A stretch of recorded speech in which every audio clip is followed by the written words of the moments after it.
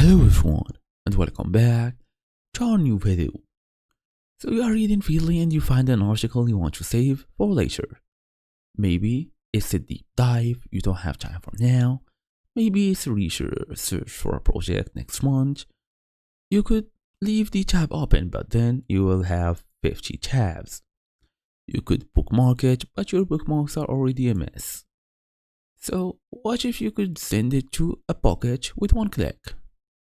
You can, according to Feedly's documentation, you can connect Feedly to your favorite saving service like Pocket directly from these settings.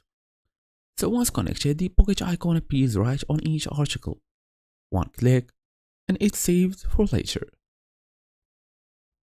So in today's small tutorial, I'm gonna tell you and basically give you more information about this topic, fast and easy as usual. Let's get started. So let's say you are on a desktop or the web. All you're gonna do is go through the profile bubble in the top right, go through settings, saving and sharing, find Pocket in the sharing tools table, click connect and authorize access.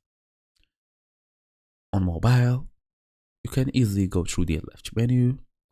As you see here, we have settings or integrations. Go all the way to integrations here. Now, as you see, we have 3 integrations for now. You should be able to find Pocket and connect to it. As for me, I only have Instapaper, Evernote, and Reddit. So make sure to save the articles to Pocket, and that's the whole idea. Thank you all for watching, and I'll see you all in the next video.